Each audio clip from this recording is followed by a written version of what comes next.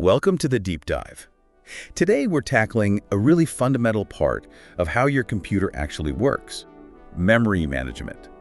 Think of it as understanding how your computer manages to juggle all those different tasks you have, open, your browser, music, maybe a game all at once without getting its wires crossed. Exactly. And we've got a great set of notes here, basically a cheat sheet that breaks down the core ideas you'd need to know maybe if you were, say, prepping for a test on this. Right. We'll dig into how the computer thinks about memory versus how it physically uses it, and the clever tricks it uses to run programs that might even be bigger than the physical memory it has.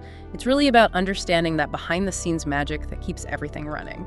Okay, let's unpack this then. Our mission today is definitely to demystify these concepts. We want you leaving this feeling, well, pretty confident, like you've really grasped it, Not just the terms, but how they all fit together. So to kick off our deep dive into this system, where's the best place to start? Well, a really crucial starting point, something fundamental to grasp, is the difference between the logical and physical address spaces. Okay, logical versus physical. Yeah. The logical address, sometimes called the virtual address, that's what the CPU generates. It's what the program thinks it's using. The physical address, though, that's the actual real location in the computer's main memory hardware. The key thing here is the abstraction it provides. It lets multiple programs run side by side without tripping over each other's memory. So wait, if my program says, store this at address 1000, the hardware might actually put it somewhere completely different. Why do that? Why the extra step? Precisely, and that separation is absolutely vital, especially when you've got multiple things running. Each program gets its own little world, its own logical address space. That stops programs from accidentally messing up data belonging to other programs, or, crucially, the operating system itself. Right, protection. Exactly. And to manage these logical spaces and, enforce those boundaries, we often use something called base and limit registers. Base and limit registers. Okay, what do they actually do? So the base register stores the starting physical address for a process. Think of it as the floor. The limit register then defines the size or the range of logical addresses that process is allowed to touch. Like setting up a safe zone for each program. That's a great way to put it, a protected zone. And the operating system, which is in charge, uses a special privileged instruction to set these registers. This hardware protection makes sure a program stays within its assigned memory boundaries. Okay, so the OS uses these registers to set the rules. But how does the program's idea of an address, the logical one, get turned into the real physical one? That's where address binding comes in. It's the process of connecting the program's instructions and data to actual memory addresses. And this binding, it can happen at different times. Different times? Like when? Well, first, it could happen at compile time.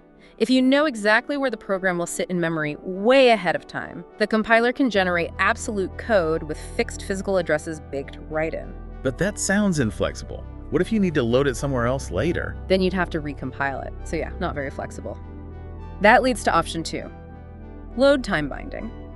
If you don't know the final location at compile time, the compiler generates relocatable code. Think addresses relative to the start of the program, like 14 bytes from here. Okay, that's better. It is. And the final binding, the actual physical address assignment, happens when the program is loaded into memory. But the most flexible option is execution time binding. Here, the binding is delayed until the program is actually running. While it's running, how does that work? It means the process can even be moved around in memory during its execution, but this needs hardware support, like those base and limit registers we just talked about. Oh, okay. And a key takeaway here, maybe for that mental test prep, is that with compile time and load time binding, logical and physical addresses are often the same. But with execution time binding, they're usually different. Got it. So if this translation is happening on the fly while the program runs, there must be some specific hardware doing that job. Yeah, absolutely. And that piece of hardware is the memory management unit, or MMU. MMU. It's the hardware that translates those virtual addresses from the CPU into physical addresses for the memory, and it does it at runtime, very quickly. How does it work, basically? A simple way to picture it is using a relocation register. Imagine every logical address the program generates has the value in this relocation register added to it. That sum becomes the physical address. So just shifts the address. Essentially, yeah. Simple base address addition. MS-DOS on older Intel chips actually use something like this. But the critical point is the user program itself. it never sees the physical addresses. It only deals in logical ones. Interesting, the MMU. Yeah. Kind of the unsung hero of making this all work smoothly. Okay, next up in our notes is contiguous allocation. What's that about? Contiguous allocation. Yeah, it's a pretty straightforward idea. Basically, each program gets loaded into one single continuous chunk or block of memory. One whole piece. Right. Usually you'd see the operating system take a slice of memory, often the lower addresses, and then user programs get put into the higher addresses, each in its own contiguous block. Seems simple. How does it handle, lots of programs wanting to run? Well, that leads to what's called multiple partition allocation. One way was to use fixed size partitions. Memory gets divided up beforehand into chunks of a set size. Like predefined slots. Exactly. Each partition holds one process. But, the number of programs you can run is limited by the number of partitions. And what if a program is smaller than the partition? You waste space. Yeah, that doesn't sound very efficient. It often wasn't. Which brings us to the variable partition scheme. Here, you don't have fixed sizes. The OS keeps track of memory as a whole. Parts are allocated to processes, and the free parts are called holes. Holes. Like gaps in memory. Yep, blocks of free memory scattered around. The OS maintains a list, essentially, of what's allocated and what's a free hole. When a new process arrives, the OS looks for a hole big enough to fit it. And when a process finishes, its memory becomes a hole again. And the OS might even merge it with adjacent holes if they exist, creating a bigger free block. Okay, so now the OS has potentially many holes of different sizes. How does it pick which one to use for a new program? This sounds like a choice point. It absolutely is. Yeah. This is called the dynamic storage allocation problem. And there are a few classic algorithms, things you definitely want to know. Okay, lay them on me. There's first fit. Scan the list of holes, take the first one you find that's big enough. Simple, fast. Makes sense. Then there's best fit. You look at all the available holes and pick the smallest one that's still big enough. The idea is to leave the tiniest leftover hole possible. Try to be tidy. Sort of, yeah. But it requires searching the whole list, which takes more time. And finally, there's worst fit. Worst. Why would you want the worst fit? Hey, well, it picks the largest available hole. The thinking there is that the leftover piece will also be large and maybe more useful for future, bigger requests than the tiny sliver left by best fit. It also requires searching the whole list. Interesting trade-offs. But with all this allocating and freeing up blocks, doesn't the memory get messy? Like broken up into small, unusable pieces? You hit it right on the head. That brings us squarely to the problem of fragmentation. Fragmentation, right. There are two main types. External fragmentation is when you have enough total free memory scattered around to satisfy a request, but no single free block hole is large enough on its own. The space is there, just not all together. So lots of little unusable gaps. Exactly. And then there's internal fragmentation. This happens inside an allocated block. If a process needs, say, 100 kDB, but the smallest available block is 128 kBB, you allocate the 128 kDB block. That leftover 28 kBB inside the allocated partition is wasted. That's internal fragmentation. Ah, okay. Wasted space either between blocks or within them. Precisely. And there's even a sort of rule of thumb, sometimes called the 50% rule, particularly for first fit, suggesting that over time, maybe about a third of your memory could become unusable due to external fragmentation. Basically, for every 2 blocks you manage to use, 1 block's worth of space might be lost in those gaps. Ouch. That's a lot of waste. So let's loop back quickly to those relocation and limit registers. How do they really help in this kind of dynamic, possibly fragmented environment? Well, their role is even more critical here. As we said, they provide that hardware protection. The relocation register sets the starting physical address, the base, and the limit register defines the size of the logical address range the process can use. The boundaries. Right. Every single memory address generated by the CPU gets checked against these registers by the MMU. Is it above the base? Is it below the base plus the limit? If it's outside that range? Yeah. Exactly. A hardware trap to the OS. Handle the error. And importantly, when the OS switches between processes, a context switch, it loads the new process's base and limit values into those registers. So the protection follows whichever process is currently running, no matter where it happens to be physically located in memory. Okay, dynamic boundaries that travel with the process. Got it. Now, next term, swapping. Sounds like trading places. That's a pretty good analogy. Swapping is basically moving an entire process temporarily out of main memory and onto a backing store. Backing store? Like a hard drive? Usually, yeah. A fast disk, ideally big enough to hold copies of many processes' memory images. Later, that process can be swapped back into main memory to continue running. But why move it out of fast RAM onto slower disk? Seems like it would slow things down. It can, but the main reason is to allow the total amount of memory needed by all active programs to be larger than the physical RAM you actually have. So it lets you pretend you have more memory. In a way, yes. It increases the degree of multi-programming, how many processes you can keep in a ready state, even if they can't all fit in RAM at once. The OS keeps a ready queue of processes waiting to run. Some might be in memory, some might be swapped out to disk. And when it's a swapped out process's turn, The dispatcher checks, is it in memory? If yes, run it. If no, it needs to be swapped in first. Load it from the disk back into RAM before it can execute. Okay, so swapping is a tool for managing memory scarcity by using disk space as overflow. You got it. Now let's shift gears a bit to segmentation. This is another memory management approach, but it tries to view memory in a way that's closer to how a programmer might think about their program. How so? Instead of just one big address space, segmentation sees the logical address space as a collection of logical units called segments. Segments, like the code part, the data part, the stack. Exactly, those are perfect examples. A program might naturally break down into a code segment, a global variable segment, a heap segment for dynamic memory, a stack segment, maybe segments for shared libraries too. Each segment has a name or number and a length. Okay. So a logical address in a segmented system isn't just one number. It's typically a pair, a segment number, and an offset within that segment. Segment offset, got it.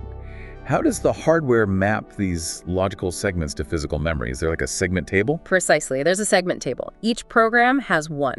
Each entry in this table corresponds to one logical segment. And what does it store? Two key things. The segment base, the starting physical address where that segment is loaded in memory, and the segment limit, the length or size of that segment. Base and limit again, but per segment this time. Exactly. Now, when the CPU generates a logical address, segment number, offset, the hardware uses the segment number to look up the right entry in the segment table. Finds the base and limit for that segment. Right. First, it checks, is the offset less than the segment limit? If not, the program is trying to access memory outside its segment. That's an error. Trigger a trap. Protection check. Yep. If the offset is valid, less than the limit, then it adds the offset to the segment base address found in the table entry. And that sum is the final physical address. Okay, so segmentation gives a structured view, matching the program's logical parts. Now, the notes jump to paging. How is paging different? Paging takes a fundamentally different approach. Instead of variable-sized segments, paging divides memory, both logical and physical, into small, fixed-size blocks. Fixed size, okay. This is a huge advantage. It allows a process's physical memory allocation to be non-contiguous. Pages from the same program can be scattered all over physical memory. This neatly solves the tricky problem of finding large enough contiguous holes, which was a big issue with both contiguous allocation and segmentation, especially when swapping things in and out. So no need to find one big empty spot anymore. Nope. Physical memory is divided into these fixed-size blocks called frames. The program's logical memory is also divided into blocks of the exact same size called pages. Frames in physical, pages in logical. Same size. Correct.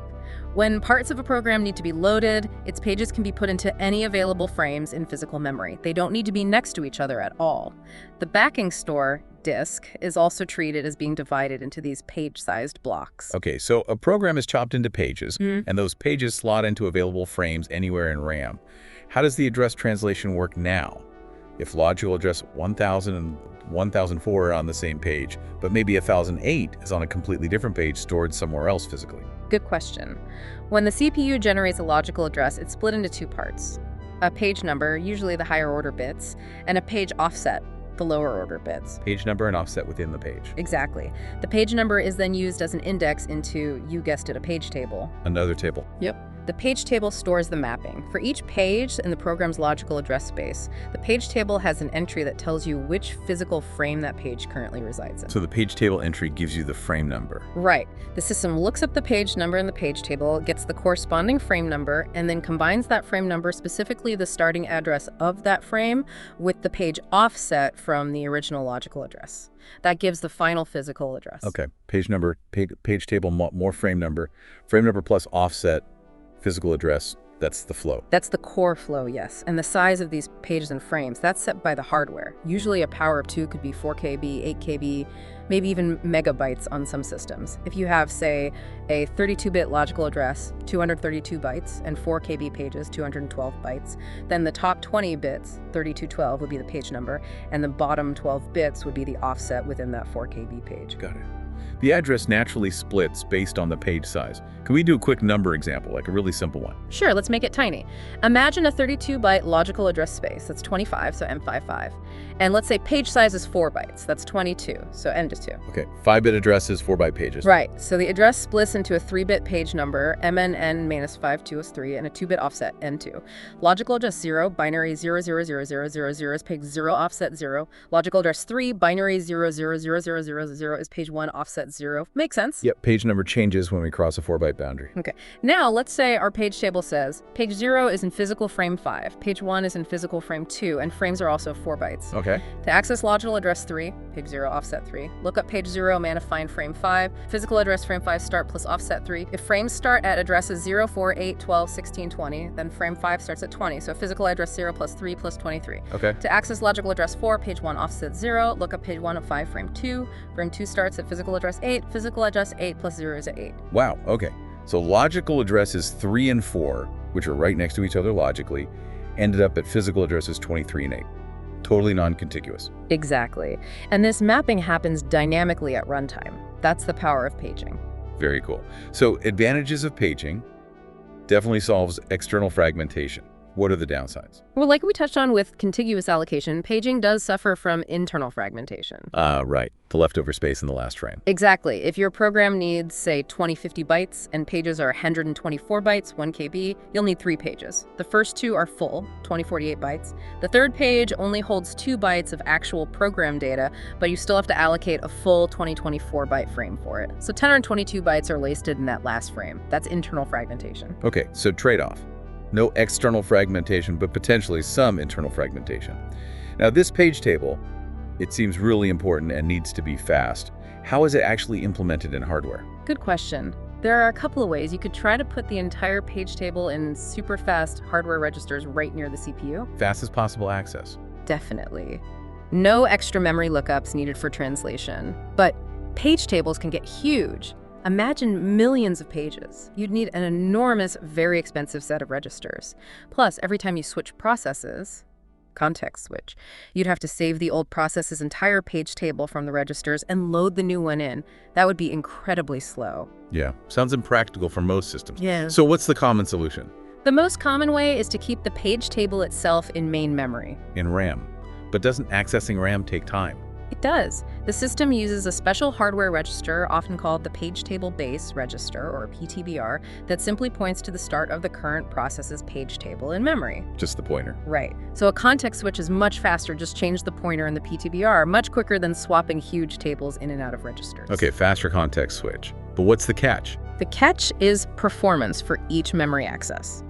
Now, to get to your actual data, the CPU first needs to read the page table entry from memory, using the PTBR and page number, and then it can use the resulting frame number to access the actual data, which is also in memory. Whoa, so potentially 2 memory accesses for every one the program originally asked for. That sounds like it could have performance. It could indeed significantly slow things down, which is why there's a crucial optimization. Okay, what's the fix? It's called the Translation Look-Aside Buffer, or TLB. TLB. Heard of it? Think of it as a special hardware cache just for page table entries. It's small but very, very fast. It uses associative memory, meaning it can check all its entries simultaneously. A cache for mappings. Exactly.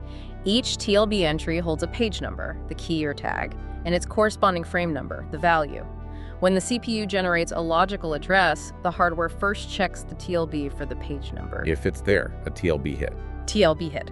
The frame number is retrieved directly from the super-fast TLB. The physical address is formed quickly. No need to go to the main memory page table. Big speed up. Nice. And if it's not in the TLB, TLB miss. Then you get a TLB miss. The hardware has to do the slower lookup, use the PTBR to find the page table in main memory, read the entry, get the frame number. The 2-access process we talked about. Right. But after it gets the frame number from memory, it usually adds that page number frame number pair to the TLB. So it might be there next time. Exactly. Of course, the TLB is small, so if it's full, an existing entry has to be kicked out. There are replacement algorithms for that, like least recently used LRU, similar to cache replacement policies. Okay, like evicting the entry that hasn't been used in a while. Precisely. Some systems also let the OS wire down certain TLB entries, meaning they can't be replaced, often used for critical kernel code that's always needed. Gotcha. And I see ACIDs mentioned with TLBs in the notes. What's that? ACID stands for Address Space Identifier. It's a way to let the TLB hold entries for multiple processes at the same time without them getting mixed up. How does that work? Each TLB entry can store not just the page and frame number, but also the ACID of the process that mapping belongs to. When doing a lookup, the hardware checks both the page number and if the entry's ACID matches the ACID of the currently running process. So it prevents one process from accidentally using another process's cached translation. Protection again. Exactly. It improves performance because you don't necessarily have to flush the entire TLB on every context switch. Makes sense. So this TLB sounds crucial. How often does it usually hit? What's a typical hit ratio? It's generally very high in practice. You often see TLB hit ratios of like 80%, 90%, sometimes even higher. So 80 or 90% of the time you get the fast translation. Yep. Which makes the average translation time much, much closer to the fast TLB access time than the slow double memory access time. Okay, TLB is key for performance. Now, how about protection within a paged system? How do we stop a program from, say, writing to a page it's only supposed to read? That's usually handled by adding protection bits to the page table entries. Bits in the table. Yeah. Alongside the frame number, the entry might have bits indicating read-only, read-write, maybe even execute permissions. When the MMU translates an address, it also checks these permission bits against the type of access the CPU is trying to perform. Read, write, execute. And if there's a mismatch, Yeah. like trying to write to read only. Trap. The hardware detects the violation and signals the OS. Another important bit often found in page table entries is the valid-invalid bit. Valid-invalid. This bit tells the system whether the page itself is actually part of the process's legitimate logical address space or not. If a program tries to access a page marked as invalid in its page table, that also causes a trap. It stops programs from accessing memory addresses that don't logically belong to them, even if they fall within the overall potential address range. So, fine-grained control at the page level using these bits in the page table. Seems robust. Okay, let's move on to the big concept. Virtual memory. We kind of touched on it, but let's define it properly. Right. Virtual memory is really a technique that gives the illusion of having a very large main memory, potentially much larger than the physical RAM installed. It does this by cleverly using secondary storage, like your disk drive, as an extension of RAM. The illusion of more memory than you have. Exactly. The big benefit, you can run programs that are actually larger than your physical memory. You don't need to load the entire program into RAM to start running it. How does that work? It allows only the necessary parts, the parts currently being used, to be in physical memory. This also means you can have more processes partially loaded into memory at the same time, which increases multi-programming and hopefully keeps the CPU busier.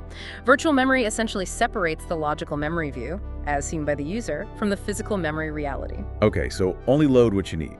How does the system know what is needed and when to load it? That's the heart of demand paging. Demand paging.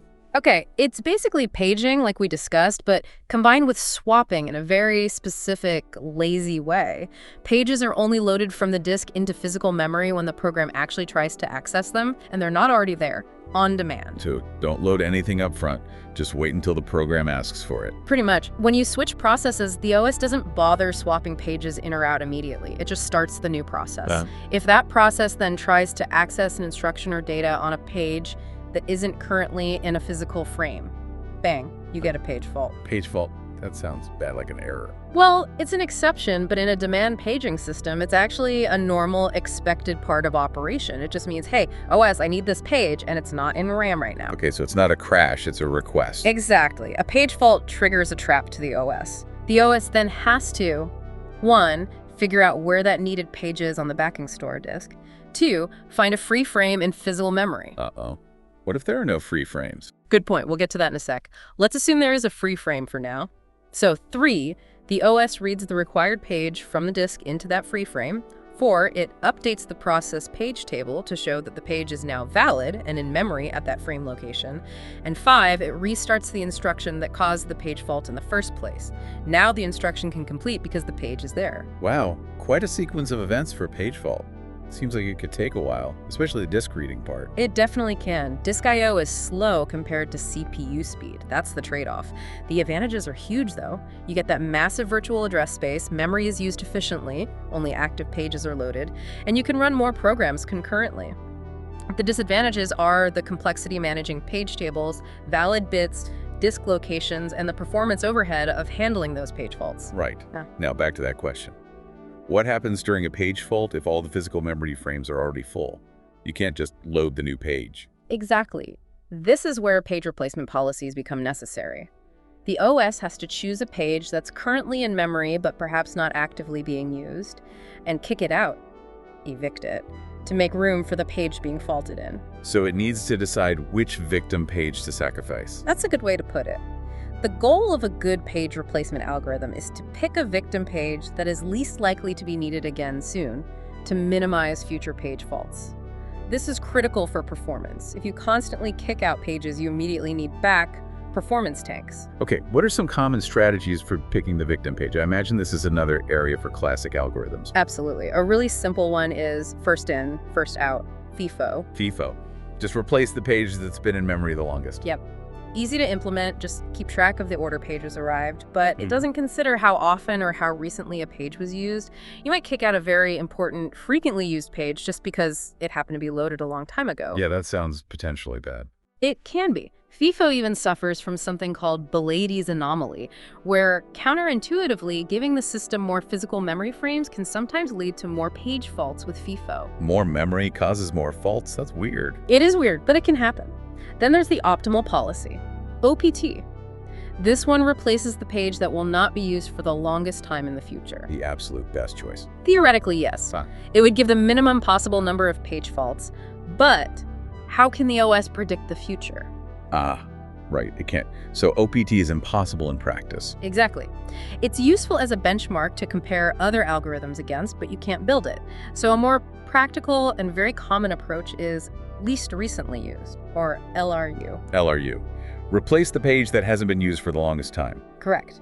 The idea is based on locality of reference pages used recently are likely to be used again soon, and pages not used for a while are probably less likely to be needed right away. So kick out the one that's been gathering dust the longest. That seems like a reasonable strategy based on past behavior. Right. More complex to implement than FIFO, I guess. You have to track usage. A bit more complex, yes.